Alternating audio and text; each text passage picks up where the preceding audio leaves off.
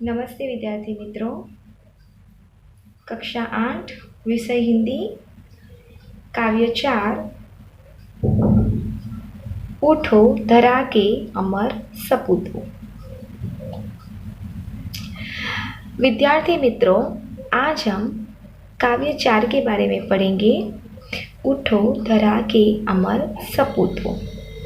उठो, धरा यानी हमारी धरती, सपूतो यानी कुल का नाम रोशन करने वाले पुत्र।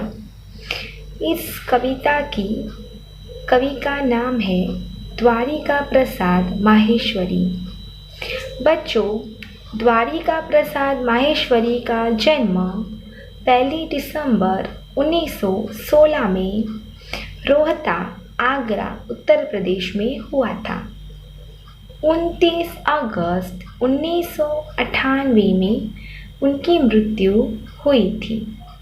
उनके 6 काव्य संग्रह और 2 खंड काव्य, 26 बाल साहित्य, 3 कहानी संग्रह तथा अन्य साहित्य भी प्रकाशित है। इतना ऊंचा उठो, उठो धरा के अमर सपूतो, कौन सिखाता है चिड़ियों को। चंदा मामा आ, पुनः नया निर्माण करो माँ। यह वसंत ऋतु, हम सब सुमन एक उपवन के, उनकी प्रसिद्ध कृतियाँ हैं। प्रस्तुत काव्य में कवि ने प्रकृति के तत्वों से प्रेरणा लेकर अपने ज्ञान का उपयोग करके देश के सपूतों को नवनिर्माण करने का संदेश दिया है। प्रकृति यानी हमारी कुदरत, हम कुदरत के जो तत्वों को देख रहे हैं, उन सभी तत्वों से प्रेरणा लेकर, उनसे कुछ सीख कर और उसके साथ अपने ज्ञान का उपयोग करके जो हमारे देश के नौजवान हैं, देश के जो सुपुत्र हैं, उनको नवनिर्माण यानी देश का नवनिर्माण करने का संदेश दिया गया है। बच्चों, इस कविता में ये बताया गया है कि हमारा देश जो था वो सदियों तक गुलाम रहा था और इस समय के दरमियान देश की बहुत ही बर्बादी हुई थी। हमारा देश बिल्कुल से पायमाल हो गया था। बाद में 15 अगस्त 1947 को हमें ब्रिटिश सत्ता की गुलामी से मुक्ति मिली थी। सदियों के बाद हमने आज़ादी का सवेरा देखा और ये जो कविता है वो उसी समय की एक रचना है। इस कविता में हमें देश का नवनिर्माण करने के लिए कहा गया है। देश के सपूतों से कहा गया है कि आप अब देश का पूरी तरह से नए तरीके से उसका निर्माण करो। बच्चों, पहले हम इस कविता का अभिपठन करें। उठो धरा के अमर सपूतो, पुनः नया निर्माण करो। जन जन के जीवन में फिर से नव स्फूर्ति, नव प्राण भरो। नई प्रातः है, नई बात है, नई किरण है ज्योति नई। नई उमंगे, नई तरंगे, नई आस है सांस नई। विद्यार्थी मित्रों, इस कविता में कवि कह रहे हैं कि उठो धरा के अमर सपूतो, यानी वो कह रहे हैं कि उठो यानी जागो, धरा यानी धरती, अमर यानी न मरने वाला, सपूत यानी कुल का नाम रोशन करने वाले सुपुत्र, तो वो कह रहे हैं कि हे भारत माता के, हमारी मातृभूमि के अमर पुत्रों, अभी गुलामी की रात बीत गई है और आज़ादी का सवेरा हुआ है। तो आप जागो, अज्ञान और आलस्य की नींद त्याग कर आप जागो और देश के पुनः यानी फिर से नए निर्माण में लग जाओ। जन जन के जीवन में फिर से जन जन यानी प्रत्येक जन, हमारा हर एक देशवासी जिसके जीवन में अब नया उत्साह भरना है, नव स्फूर्ति यानी नया उत्साह, नव प्राण भरो यानी नए प्राण भरो और नए प्राणों का संचार करो। नई प्रातः है, नई बात है, नई किरण है, ज्योति नई, यानी अभी आज़ादी की नई सुबह आई है, नया सवेरा हुआ है और आज़ादी की ऐसी नई सुबह की नई बात है। नई नई बातें हो रही है, नई नई चर्चाएं हो रही है, नई किरण है, ज्योति नई।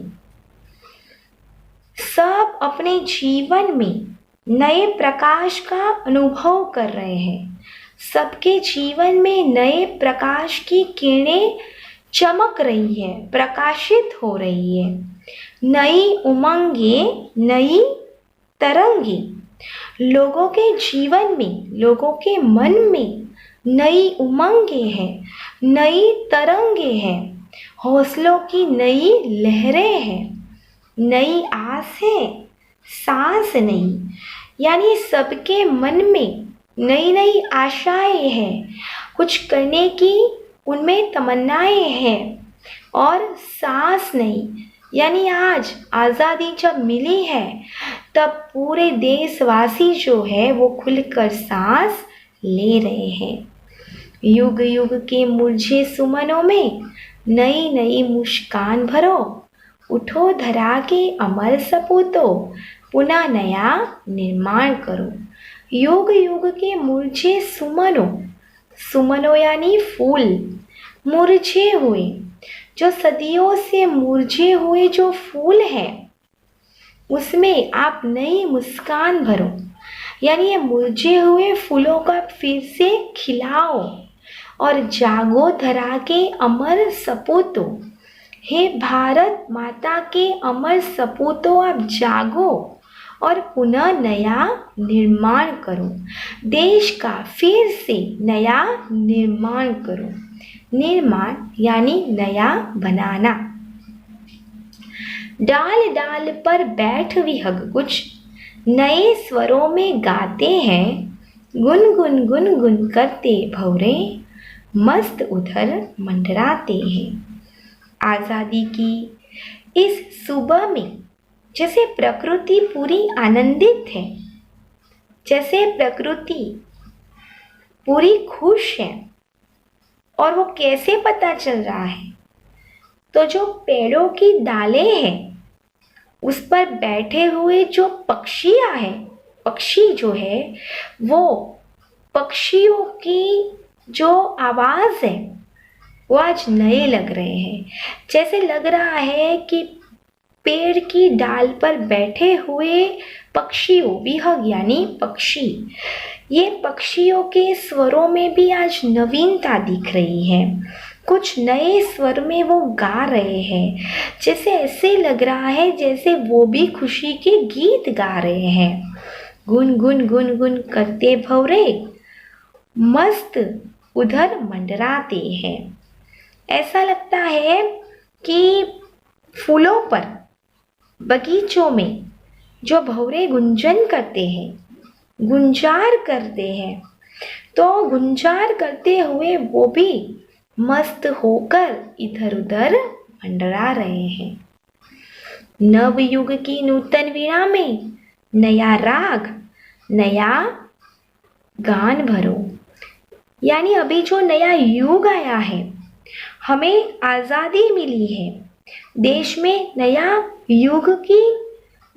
नए युग की शुरुआत हुई है।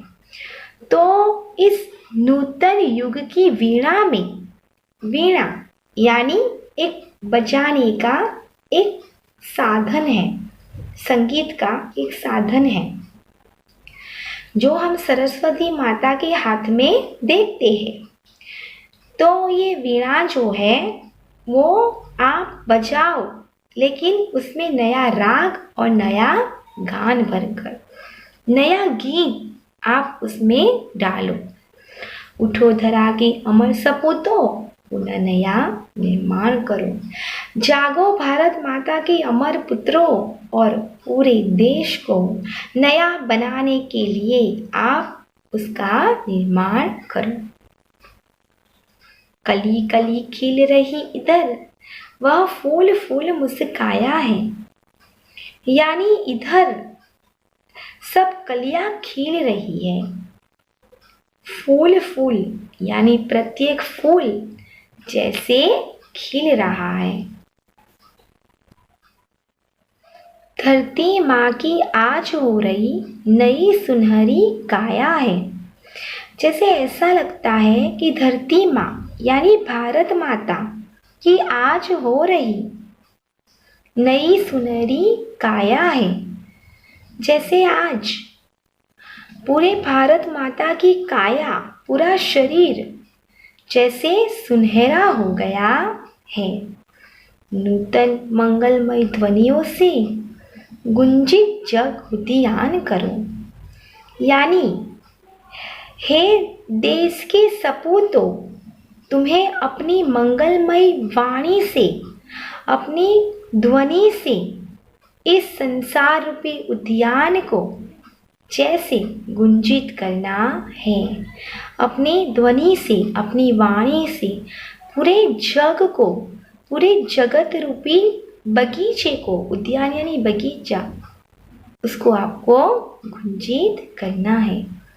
उठो धरा के अमर सपूतों, पुनः नया निर्माण करो। सरस्वती का पावन मंदिर, शुभ संपत्ति तुम्हारी है।